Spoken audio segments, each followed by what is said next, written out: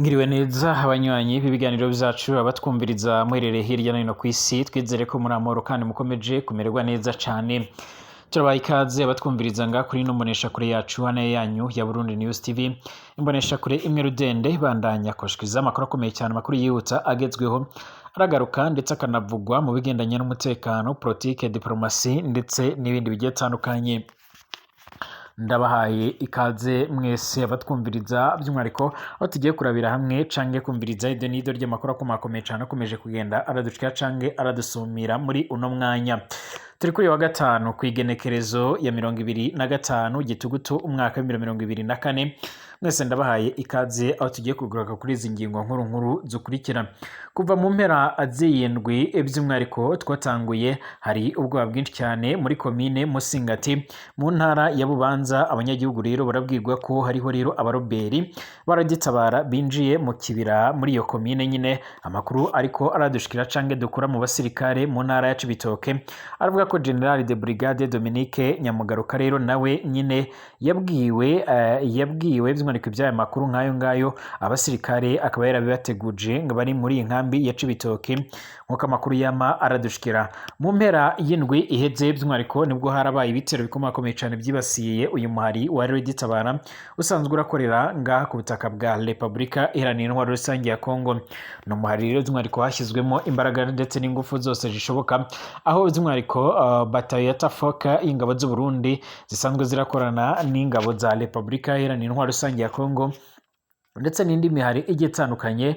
By'umwariko baciye baragerageza by'umwariko kurabira hamwe no gufatanya mu bikorwa bigiye bitandukanye byo kurabira hamwe uburyo bushyira imeruka cyangwa se barangiza ibikorwa bigiye bitandukanye by'uyu muhari wa Reditabara nk'uko amakuru yama aradushikira.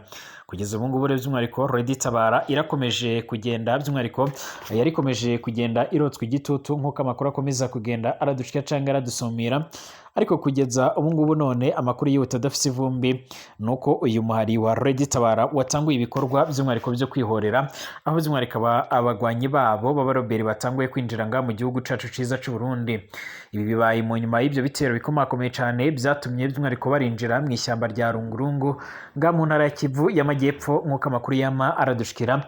Icakora mu nyuma yaho baje kwica abanyagihugu bashika muri 7 nga mu ntara ya Kivu y'Amajyepfo by'umwariko abandi banyagihugu undi muyobozi nk'uko amakuru yamara dushikiraho muri ubwo bwoko baza kugenda baramunyuruza, aho bariko baramwagiriza kuba yaratanze amakuru agendanye n'ibya biriko biravugwa cyangwa se ibya biriko biratangazwa yuko rero uwo yaba yaratanze amakuru yaho uyu mugwi w'abaroberi wari usanzwe urakorera nga mu ntara ya Kivu y'Amajyepfo, bikaza gutuma baragenda baragabwaho ibitero nk'uko amakuru yama aradushikira.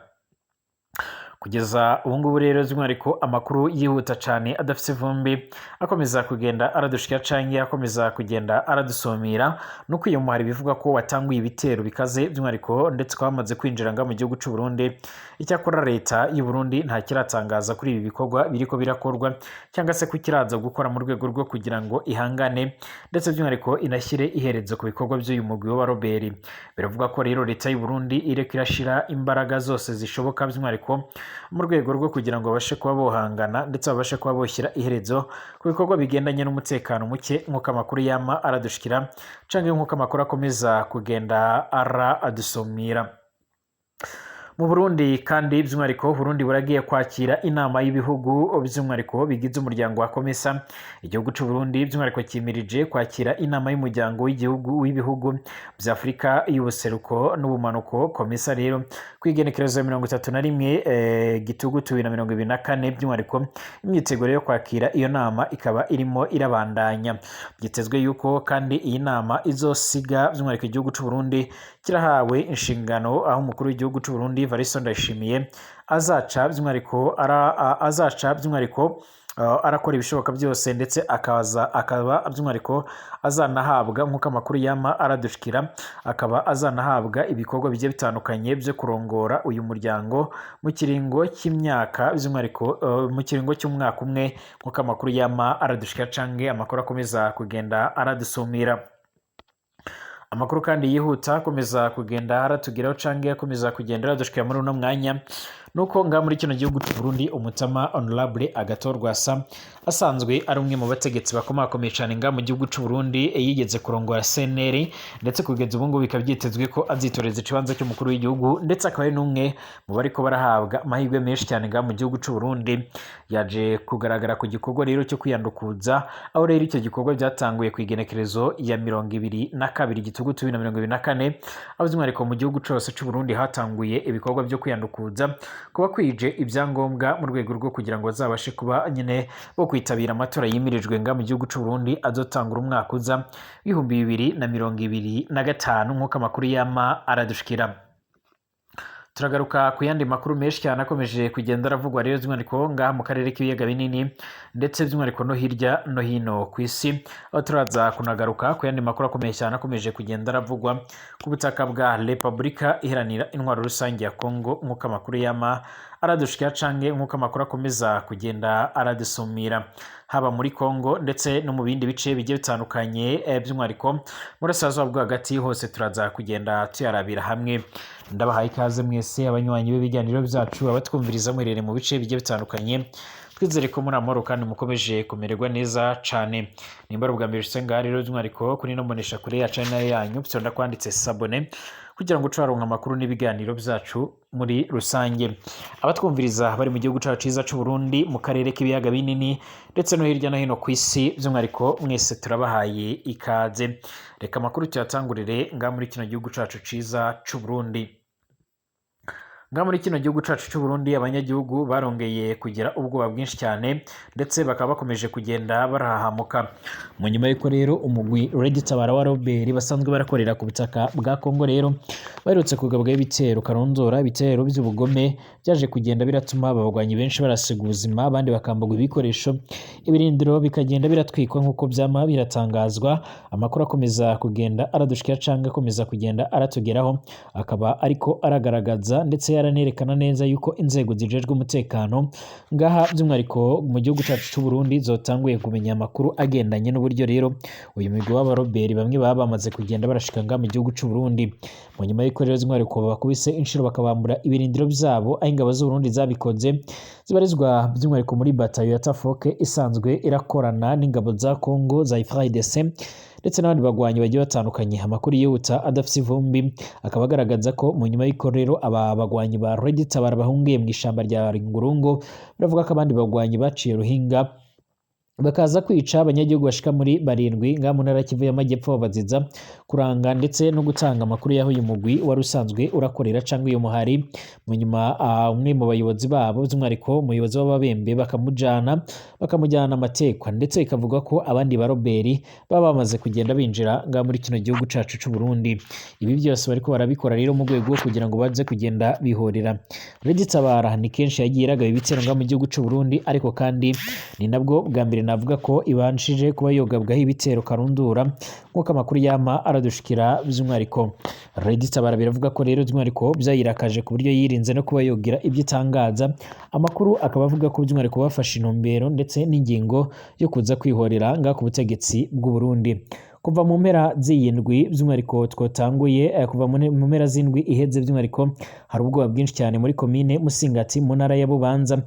Abanyagihugu bariko barabwirwa ko rero hariho abaroberi ba Red Tabara binjiye nga mu shamba rya Kibira muri iyo komine. Amakuru dukura rero by'umwihariko mu basirikare mu ntara ya Cibitoke aravuga ko General de Brigade Dominique Nzamugaruka nawe nyene yabwiye by'umwihariko amakuru nk'ayo abasirikare mu nkambi ya Cibitoki mu mpera z'indwi iheze by'umwihariko. Ariko igitangaza abanyagihugu nuko by'umwihariko abo baroberi batariko baragwanywa nk'uko rero byahora biragenda iyo havuzwe rero abaroberi muri komine Musingati. Iri shamba ryo mu Kibera rero by'umwihariko ririko rirakorerwamo amabi menshi cyane nk'uko amakuru yama aradushikira. Usibye abasoda benshi baherutse kugenda baricirwamo, biravuga ko Red Tabara yambukanye umuvundo ndetse by'umwihariko n'abasoda batari benshi ariko by'umwihariko bafise impuho ziremereye cyane. Umwe rero mu banyagihugu b'Musingati yaraje kugenda aragira ati aba baroberi bamwe rero baravuga ko ari igisoda ca leta, abandi ngo ni abari Red Tabara. Twebwe natwe by'umwihariko twari tumenyereye iyo haje abaroberi baca by'umwihariko haca haza igisoda kikabagwanya. Ikindi ahangaha usanga hariho rero by'umwihariko abagira abafatwa umutwe barenganywa bagirizwa rero kubanyegeza nk'uko rero byagenze mu misi iheze. Nk'uko amakuru akomeza kugenda by'umwihariko adushikira hirya y'ejo by'umwihariko mw'ijoro ryakeye imbonerakure yitwa Wilson Hamenyimana yarishwe n'abapolisi, iyindi mbonerakure nyine by'umwihariko irakomereka. Amakuru ava muri komine Musingati by'umwihariko aravuga ko mu gihe abapolisi bariko rero baratembera baraba kuri rero umutekano wifashe barahuye n'imbonerakure ziriko zirazikura by'umwihariko, maze abapolisi bikeka ko rero babonye abaroberi baca barasa. Uko niko rero by'umwihariko Wilson Hamenyimana yahasize ubuzima. Ibyo byarabaye nk'uko amakuru yama aradushikira. Umunyagihugu w'imusingati by'umwihariko yadusangije aya makuru arafise kubarashe iyo mbonerakure. Yaragize ati amakuru mfise nuko rero yambonerakure yarashwe n'umupolisi yitwa rero Irakoze Eric isanzwe ikorera muri komiseri ya Musingati. Uyu mupolisi yari rero mu mugwi warimwo rero by'umwihariko abapolisi b'abasivile by'umwihariko bambaye umwambaro w'igipolisi. Muri abo basivile harimwo rero by'umwihariko umukuru w'imbonerakure yitwa Nzisabira hamwe rero n'umuhanuzi wa musenateri ajejwe imibano yitwa by'umwihariko Gerogis, kandi by'umwihariko abo bose bari bambaye impuzu z'igipolisi kandi ari abasivile. Izi mbonerakure zarashwe by'umwihariko zo zari mu wundi mugwi uri ukwa by'umwihariko ntabwo zo zari kumwe n'abo bapolisi nk'uko amakuru yama aradushikira. Aha rero umuntu aca yibaza akabazo by'umwihariko imbonerakure zaduka zikizura by'umwihariko zitavuganye n'abajejwe umutekano.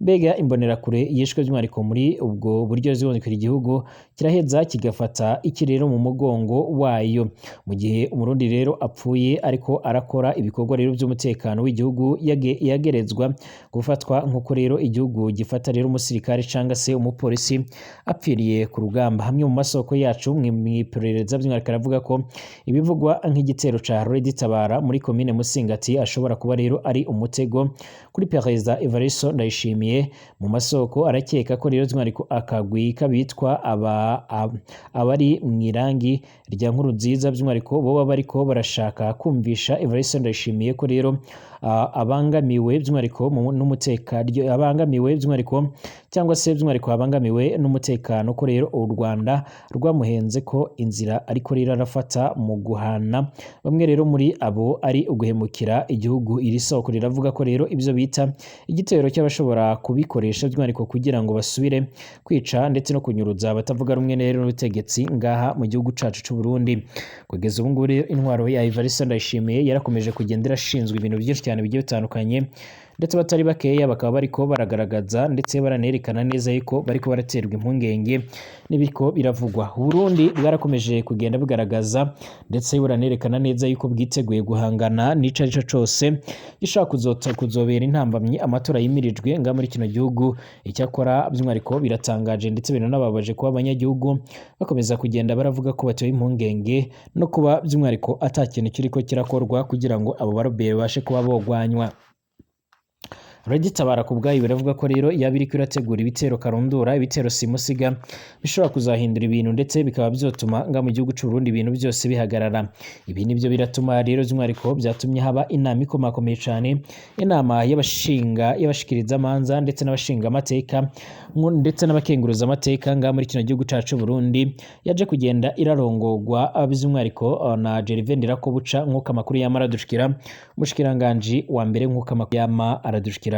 Gervais Ndirakobuca rero by'umwihariko ariko arashimangira ndetse anagaragaza neza yuko ibiriko birakorwa nga mu gihugu cacu ciza c'u Burundi by'umwihariko ari ibikorwa bikomakomeye cyane. Yaravuze ko kuva hatanguwe ibikorwa bigendanye by'umwihariko no kwiyandukuza mu bigendanye n'amatora nga mu Burundi hafashwe ingingo zigiye zitandukanye.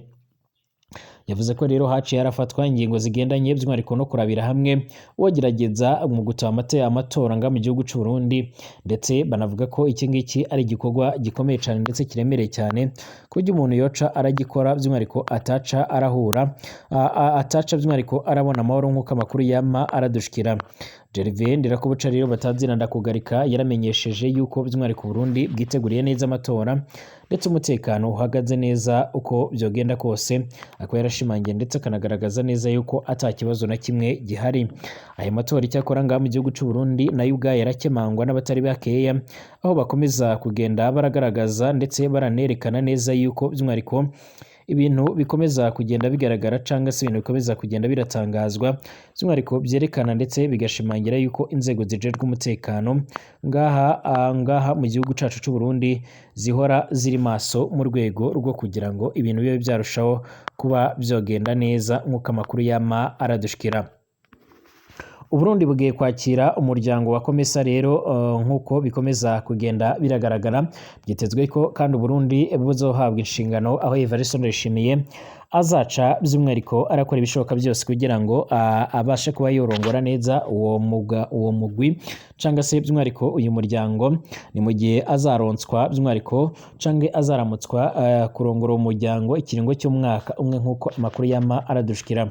Kuva ku igenekerezo ya 28 gushika ku igenekerezo 31 Gitugutu 2024 harateganyijwe by'umwihariko inama y'abakuru b'ibihugu ndetse n'amareta abahurikiye mu ishiramwe rya Komesa kuri uyu wa 25 Gitugutu 2024 mu kiganiro n'abamenyeshamakuru rero umushikiranganje w'ubudandaji by'umwihariko amahinguriro gutwara abantu n'ibintu Marie Chantal Nijimbere yasiguriye abamenyeshamakuru ko Komesa rero ari umuryango w'ibihugu bishika kuri 21 byo muri Afrika rero